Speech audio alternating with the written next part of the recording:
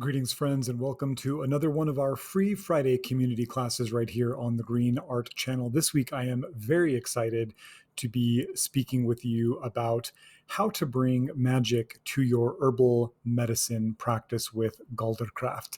Now, this particular class has massive implications and a lot of applications, but I really, as much as we're going to get into some esoteric stuff, I really want this to speak to practicality.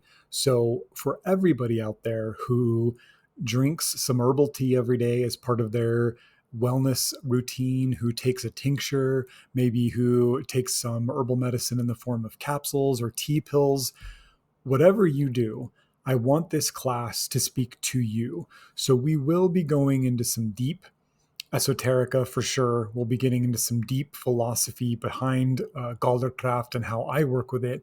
But ultimately, this is for our everyday, day in and day out work with the plants, supporting our immediate needs for wellness and our long-term goals for healing. And my hope is that you will find some gems in this class that you can put to work in your own connections with the plant. So a little overview of where we will be headed today. First, herbal medicine done magically. What does it mean to work a magical angle when we're thinking about herbal medicine? Medicine and magic sometimes are spoken about as two different things. So how are we going to make this one thing in this conversation? What happens when the whole self is aligned in our practice of working with herbs? We will talk about essentials and examples of Galdor. I'm going to give you 3 of my favorite ancient Galdor charms surrounding Wortcunning and 2 ones that I wrote just for you. Galdor and Wortcunning, how do these 2 different aspects of heathen magic and healing, how are they connected? And why are they so important to me to be connected? What does it look like for you to charm your remedies every single day using Galdor? And then we will wrap up with a little chat about the WORTCRAFT course. So let's get started, shall we? Herbal medicine done magically. What's the difference between medicine and magic?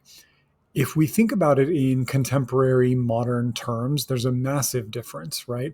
Post-animus, post-colonization, post-Christianity, the difference between what is medicinal and what is magical is so great that even within the New Age, occult, magic-y worlds, we still see that books on herbal medicine and books on herbal magic are 2 different books. We still maintain this divide. And I have done so many classes on this that I'm not going to go super deep here. You can go to the channel and search for this stuff. But in my practice, we are rooting everything in the ancient traditions of Wortcunning, the ancient traditions of pagan animists, North and Western Europe, although really any tradition in the world that you may be connected to, when you go back just a few hundred years, we find that there is no difference between what is medicinal and what is magical. They're the same thing. And in my practice, we work very hard to try to reweave the medicinal approach to working with herbs and the magical approach to working with herbs. And today's conversation is really exemplary of that, because we're going to be talking about how the magic of Galdorcraft can be brought in to our very clinical, very practical, very tissue-based herbal remedies that we might be taking every single day, right? So here is a very realistic, everyday, approachable, grounded example of what it looks like in practice to blend the magic and the medicine. And this is very important to me. When we remove the false boundary of separation between the medicinal and the magical, we find that we're able to do whole person healing. The medicine tends to address tissues. The magic tends to address soul and life path and things that are not necessarily physical in nature, like thoughts and feelings. So when that boundary is removed and we allow herbal medicine to flow where and how it needs to flow within the fullness of who we are, then we're able to experience whole person healing rather than symptom suppression. And again, I cover this in so much depth in so many other classes here on YouTube that I don't want to go over it too much here. Don't want to bore anybody that's heard it before, but it is very important and it does bear at least repeating a little bit. Another aspect of this that's very important for people who are involved in any kind of plant spirit work is that the medicine itself does not necessarily write big invitations for cultivating intent or ritualizing the process of medicine or focusing on the actualization of transformation. When we think about medicine in contemporary terms, we think of, I'm going to take this medicine, the medicine's going to do something to me, this uncomfortable thing I'm experiencing is going to go away, and I will get back to regularly scheduled programming. When magical aspects come in, it actually forces us to become more intentional about how we work with herbal medicine. And you'll see that in a few slides when we actually get into some of this Galdor work, right? It requires us to ritualize things because magical applications, even with something as simple and intuitive as Galdor, can't be done without ritualization. Even the recitation of a charm is ritual. Yeah.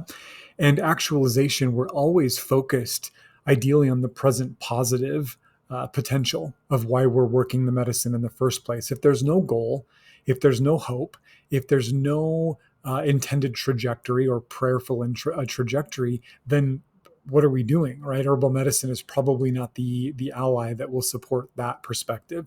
So remove, however you will, the boundary that we have created, the false boundary between medicine and magic. And by the way, this boundary initially started to emerge, at least in Western Wortcunning traditions, with the advent of Christian-run medical schools, right? And we started to see medical elitism, where people who were trained in medicine by colleges and universities, and it's very, very long time ago, started to kind of look down on the folk practices, the folk remedies, the magico-medicinal aspects of working with healing.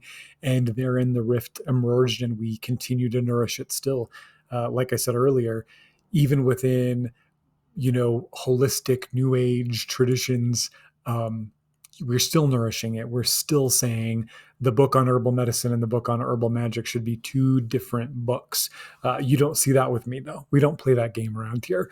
We can talk about the deep clinical aspects and applications of herbal medicine while simultaneously talking about the spirit of plants and the magical ritual application of those plants for whole person wellness. And that is the way our collective Herbwise ancestors have done this since time immemorial. Everything else is brand new in the grand scheme of things. So let's lean back into the wisdom of our ancestors and do things the way they were doing things. It feels so much better. It works so much better. The efficacy goes up. The process becomes more enjoyable. Why would we want to hold up this wall, right? That's fake anyway. Let's let it go. The whole self-aligned. When we bring herbal medicine into the body, into the life path, and we onboard that medicine, right? We choose to bring it into our lives with the hope that some kind of effect is going to happen. It's really aligning the entirety of who we are. It's bringing together the physical, the emotional, the mental, the energetic, the soulful or spiritual. It's also bringing together narrative, right? Life path, things that happen around you, circumstances you're involved in, your work, your relationships, your living situation, things that are not inside of your body. And this onboarding is only possible when we involve the magic in the medicine. It can't happen when we just pop pills on our way out the door every day. That won't work, right? And we even find that when the intent of magic is brought into our practice of herbal medicine, that the medicine has a deeper reach. It's able to go more efficiently into the fullness of the body or to flow outwards into the narrative and the life path. Why? Because we have given permission for it to do so. The consent is there. The communication is there. So most of us live in some iteration of fight or flight all the time. Most of us are tense shoulders, tight jaw, clenched hands. We are holding on. We are bracing ourselves. Our shields are up. And even when we take our herbal medicine, the body will say, what the hell is this? What is this doing to me? What does this mean? This is very powerful. This is very complex. This is very drying. This is very heating. Um, and the body can actually prevent the herbal medicine from dropping into the deepest aspects of functionality and the deepest aspects of self. But when the whole self is aligned, when we're fully lined up about why we're taking the medicine, we basically give the body permission to let go, say yes, and let the medicine go as deeply as it needs to go, wherever it needs to go. And this is very, very important. And the last aspect of this perspective is that it then gives the medicine limitless effect, meaning if we are working with an herbal formula to support liver function, for example, but the wisdom of the herbs identifies that pattern is manifesting outside of the liver. Maybe it's coming from a situation with how we were raised, or a situation that's causing these heated, angry emotions, which then aggravate the liver, or maybe there's issues with sleep hygiene that's aggravating the liver. When we bring the magic into these processes, especially through Galdor, we tell the herbs, yes, this is a formula that I have received from an herbalist or I've put together in support of my liver. But if you need to follow the breadcrumb trail and go elsewhere, go outside of the liver to get to the root of this pattern, then my permission is there. In perfect love and perfect trust, I allow for the medicine to go where it must, right? This is very, very important. And by the way, there's your first bit of Galdor for our class. You can have that. You can write that down. So let's get into the essentials of Galdor. I think that this is going to be a new thing for a lot of you. We have not spoken about this very much here on the Green Art channel.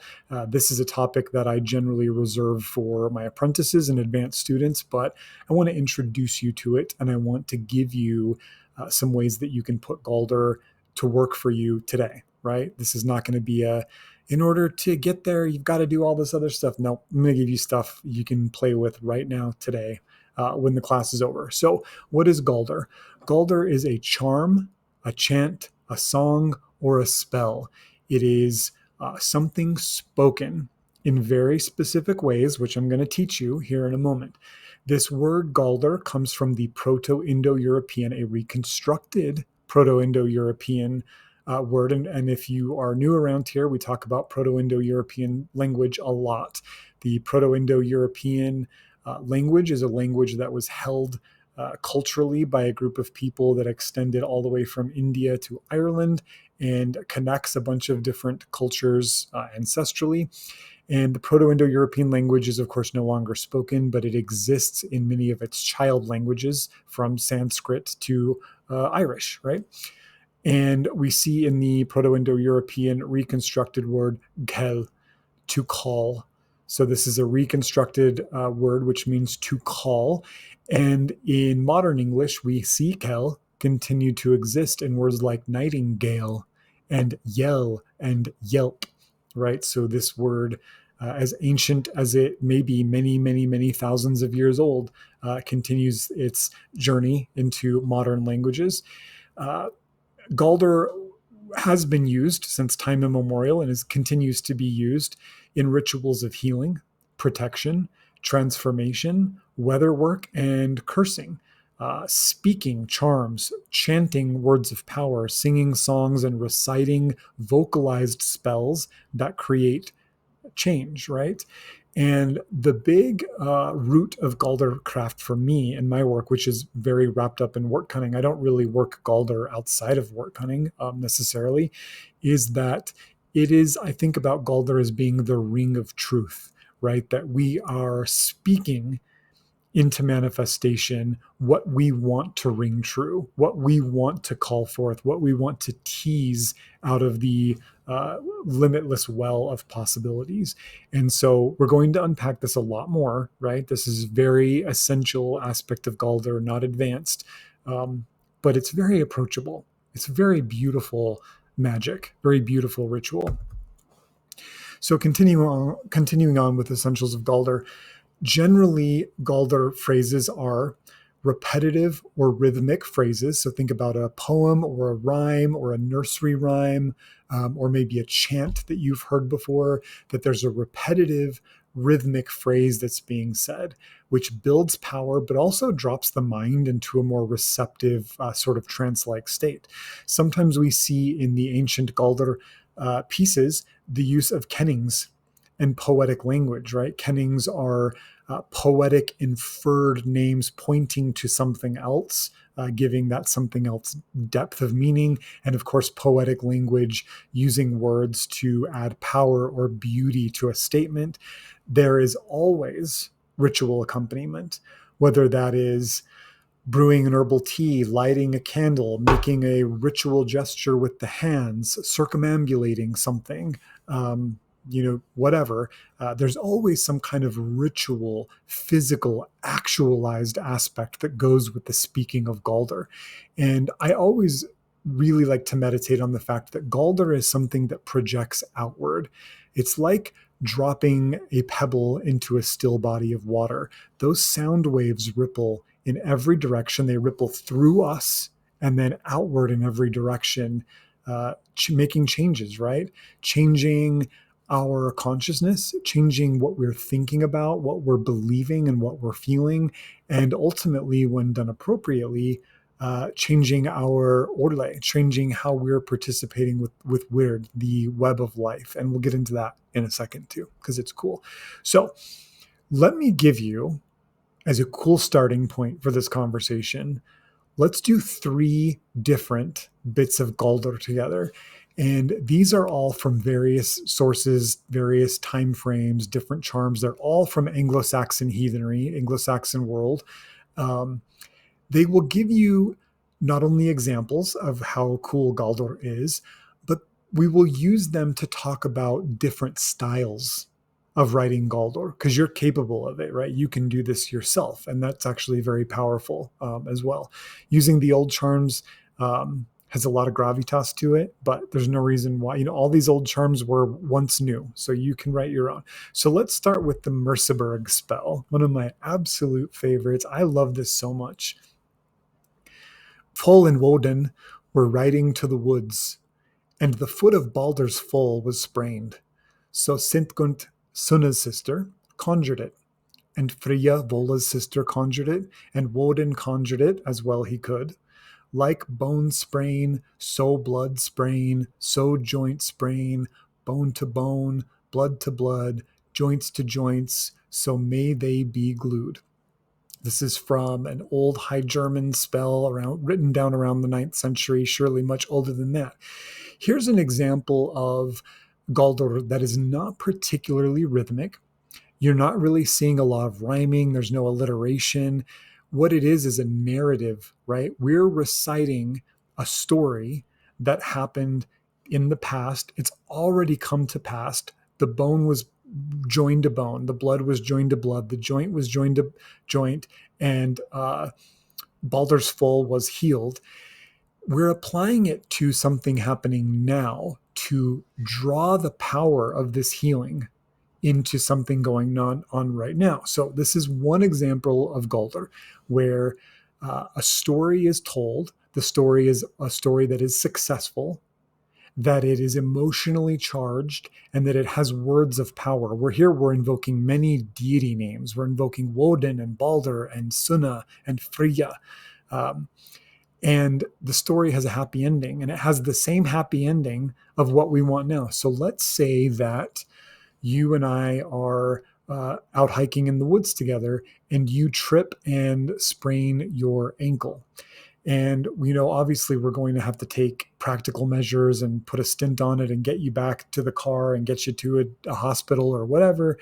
But in the interim, we can call on the power of this narrative where the similar type of issue was fixed in Baldur's horse by speaking this charm over your leg, while ideally applying some plants that speak to knitting bone, flushing out contusion, hematoma, all of that. So one example, narrative with a successful outcome that matches the same outcome that you want with the herbs you're working on right now.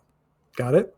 Let's move on to one of my favorite charms from the Lacnunga, with Dweor, against dwarves. Here came to enter and a spidden creature. He had his harness in his hand, said that you were his steed, laid his reins upon your neck. They began then to depart from the land. As soon as they had come from the land, then his limbs began to cool. Then there came to enter the sister of the beast. Then she made an end of it and swore oaths that never should this thing afflict the patient, or the one who was able to obtain the spell, or who knows how to chant the spell. Amen, let it be. Little Christian influence in here. Leave it out if you don't like it. This is from the 10th century Laknunga. There's a lot of stuff going on in the first several lines of this charm, but the important part that I want to focus on is the affirmative Galdor at the end. Then she made an end of it and swore oaths that never should this thing afflict the patient, right? Never again. We're ending it here and it's not coming back. Or the one who is able to obtain the spell. We're not trying to transfer the sickness as very dwarfe type of action where something gets moved from one person to somebody else. And we also don't want it to go on to the person who knows how to chant the spell, the healer, right? The leech. So here we have another similar example to the Merseburg spell that we just looked at, where we are making positive, affirmative statements about a healing that from here on out, never again is this thing to afflict the patient. And this is specific, of course, to somebody who has offended the dwarves, and the dwarves have caused them some trouble. Here, the dwarf is got his harness in his hand and says that you're his steed. He's going to ride you like an animal. He lays his reins upon your neck. They begin then to depart from the land. There's a lot of different interpretations of what this could mean, but this is a really beautiful Galdor example of how to say something strong, positive, present, affirming, successful, related to what it is you are dealing with, right? Let's do one more from the Aserbot ritual, of course. Eastwards I stand, for favors I ask. I ask the glorious Master, I ask the mighty Lord, I ask the holy warden of heaven's kingdom. Earth I ask, and heaven on high, and true Holy Mary, and heaven's might and high hall, that this Galdor I might, through the Lord's grace, speak aloud clearly with firm intent, to wake up these crops for our worldly use, to fulfill this fulda in firm belief, to beautify this green turf. And the wise man said that he had riches on earth, who alms dealt justly by the will of the Lord. This is the first, an earlier part of the Akerbot ritual. Later on, we see the more affirmative aspect of the charm. Field full of food for mankind, bright blooming, you are blessed in the holy name of the one who shaped heaven and the earth on which we live. The God, the one who made the ground, grant us the growing gift that for us each grain might be of use. So Akerbot or Aserbot ritual is really beautiful because there's a little bit of all different forms of Galdor here. There's kind of this meditative story where the thing that you want to happen, which is that your land becomes fertile and your crops become successful, happens in the story, right? And they kind of talk about how that happens through fulfilling Fulda, Mother Earth's, our belief in her and her firm belief in us. And then we have many, many other verses of the charm that I've cut out. And then it kind of wraps up with this affirmative statement saying the field is now full of food for mankind. They're bright blooming. We are blessed. We're ending with this thing, this affirmative statement. It is successful. It has happened the way that we need it to happen. And of course, the Akerbot ritual, which is an 11th century Anglo-Saxon charm, by the way, is one of the most complex rituals you will ever see. Would I love to reenact it? Absolutely. But it would require massive amounts of resources, time, participation, access to Catholic Church. So many things would have to happen. So I just look at the Galdor, the charm, right? So 3 is an example. Yours don't need to be this flowery. I'm going to share 2 with you here in a minute that I've written for you that are much more simple, right? So I'm a simple person. So how does Galdor and Wortcunning, how do they combine? And why do we see them combined so often. First, Galdor can be used to stir the plant spirits, to wake the plants up, to say, hey, plant, I'm asking for you to help me with the following things. I'm bringing you into this ritual or this tea or this tincture blend, or applying you to this sprained ankle, asking you for this particular thing. And the Galdor can be the way to stir the plant spirit, to call them, to wake them up, and to give them a petition for what it is you're asking them to do. Okay. We can also stir the patient's spirit. Galdor is incredibly inspiring for the person being worked on. It gives them narrative to hold on to. It helps them cultivate hope. It carries a power and a mystery that gets them into a squishy space where maybe they are more likely to accept the possibility of healing, right? If we're not willing to accept the healing, then the healing has to work a lot harder to get through that kind of pushback, right? So Galdor can also make a change in the patient or in ourselves when we're doing Galdor for ourselves. It changes our consciousness. It changes what we're thinking about. It acts in much the same way that we think about positive affirmations, right? That we speak something in a way that changes how we hold space and belief in the world, which then changes how we experience the world. Very, very powerful. Galdor can act to invoke allies and blessings, as we saw in the Merseburg charm, right? That we're invoking Woden and Sunna and Freya, and we're asking for their blessings in addition to the actual charming that's happening. We're hoping that everybody involved in the story will lay a hand on the broken leg or the sprained ankle or whatever and help us to knit that bone to bone, blood to blood. Get everyone on the same page. This is really important in a ritual context, that Galdor forces everybody to focus and to focus on the same thing and to lean into the same intent. And it also, when we're the only person in the room, it also focuses us to stay on the same page, right? It makes us, our minds wander less when we're reciting something out loud that has to do with the work at hand. It's very, very important. There's a focus on vital force here. That Galdor always talks about things being moved, healed, strengthened, empowered, fixed, righted, beautified. This is very important.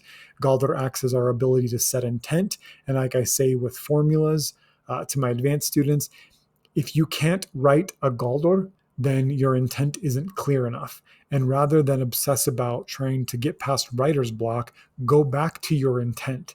Clarify your intent, and then the Galdor will come. The Galdor will emerge from clear intent. And then we have the deeper aspects of orle and word. I've done other classes on these. There's parts of the Heathen Soul class, which is really good, that talks about this. But Galdor is happening in the moment. We are speaking the story, the possibility, and the success in this moment.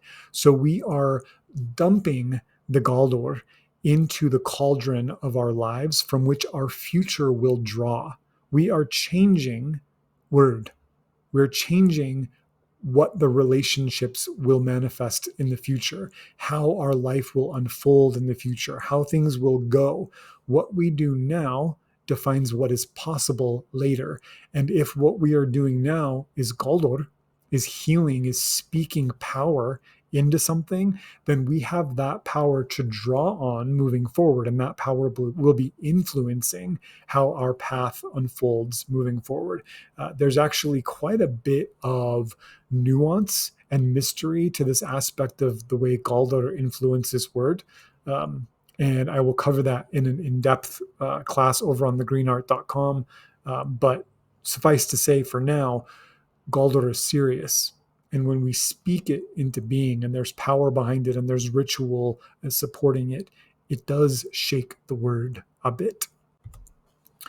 So how can we put Galdor to work in our own remedies? How would we charm our own remedies?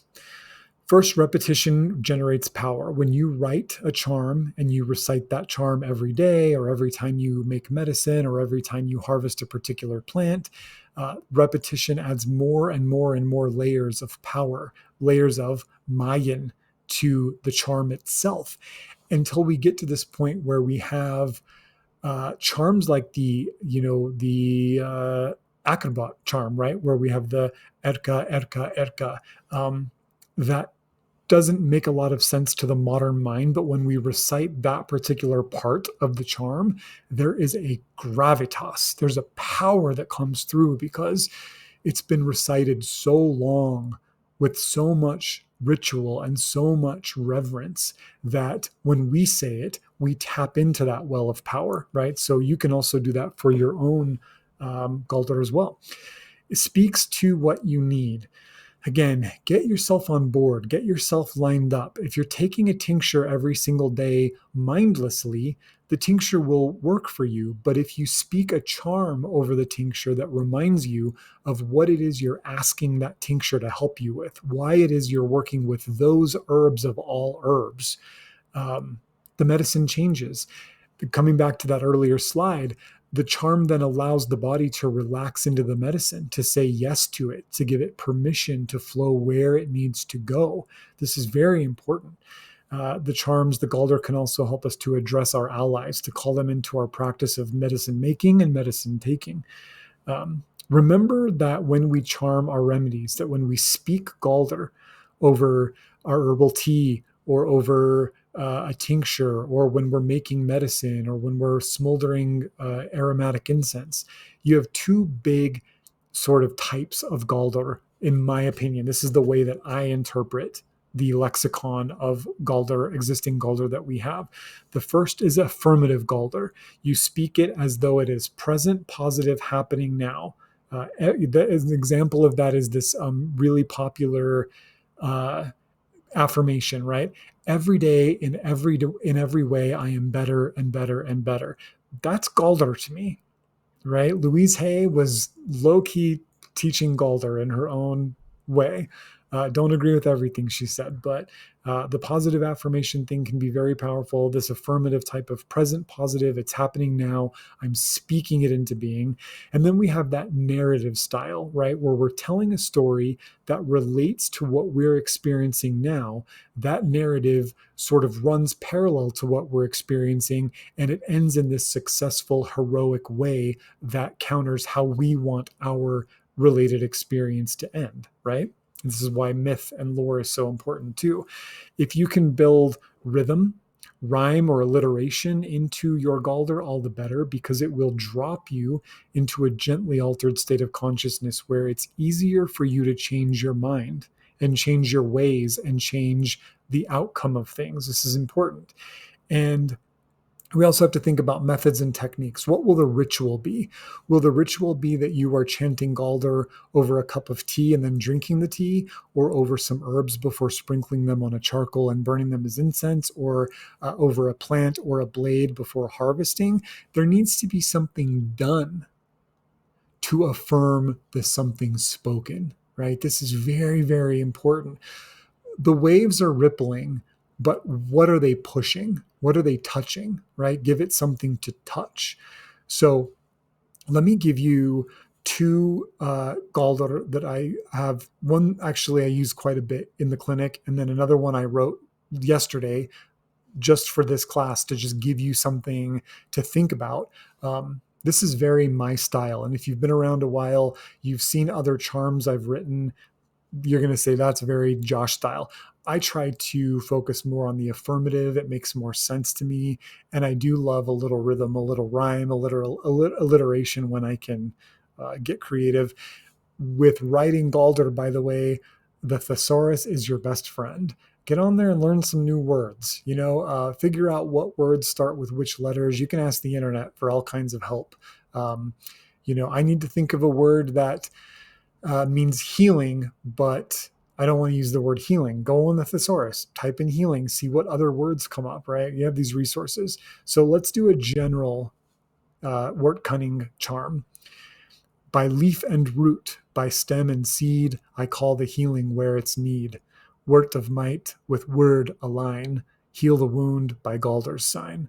So here is a charm that can be chanted over an herbal medicine before giving it to somebody, over an herbal medicine before taking it yourself.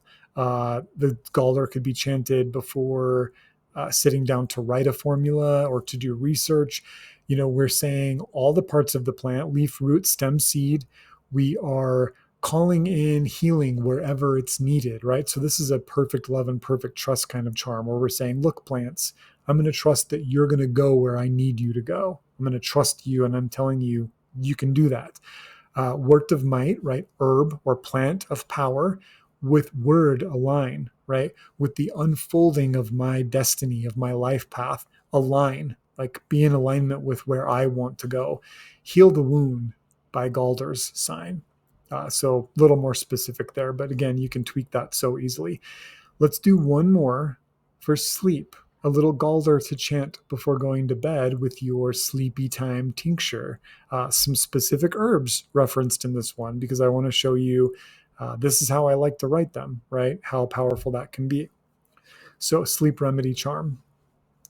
Sleep comes softly, still the mind. By leaf and root now peace I find.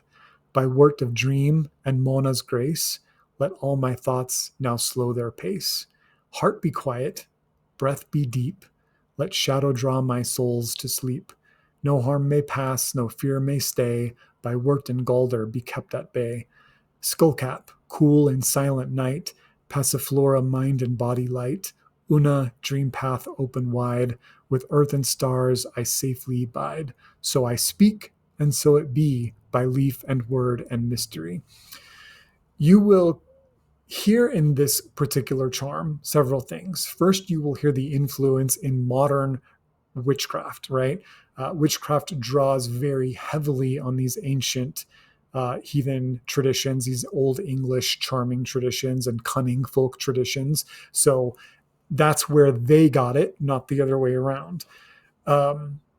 You see here references to Wort, right? A sacred name of plants, of Mona, the god of the moon in our tradition.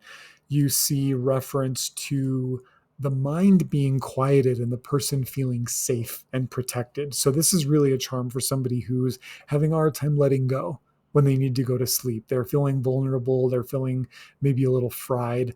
And then, of course, you're seeing reference to 3 herbs: skullcap, passiflora, and una, or mugwort, right? Una is the sacred name in our tradition of that plant. So this charm can be said slowly over a tincture or while holding a sachet with these herbs, or maybe over a nightcap tea. However it makes sense, when you combine the speaking of this powerful charm with bringing the herbs themselves into the ritual of medicine or a ritual of whatever, now you are doing Galdor. Now you are doing Galdor and WORTCRAFT. This is very, very powerful. And for some people, just the recitation of a charm will be effective. But generally that happens after doing the charm with ritual many, many times to establish it and give it that gravity, that power, that Mayan. But still do the ritual, even if that ritual is that you've sewn up some skullcap, passion flower, and mugwort into a dream pillow, and every night before you lay down, you hold that pillow against your heart, you recite this charm, you give the pillow a reverent kiss, tuck it under your pillow, and go to sleep. That's the ritual, right? You just need something ritualized. So my hope is that this has inspired you. If you have written some Galdor that you would like to share, some charms or something, put them in the comments below. I dare you. Or send them to me privately. I'd love to look at this stuff. If you want to go deeper into this, a reminder that the WORTCRAFT course Level 1 begins September 17th, 2025. Registration is now open. It will be closing soon. This is a 3-level certification class in modern Wortcunning. You can attend the classes live or watch replays or both. A lot of community inspiration there, a lot of never before shared modern cunning wisdom, and we will be getting into Galdor. You can bet. Level 2 is actually very heavy with Galdor, but level 1 lays the framework and the groundwork for us to really go deeply into this. So thank you guys so much for sticking with me here. Was Hell wishing you blessings of plenty and peace, and I'll see you next time.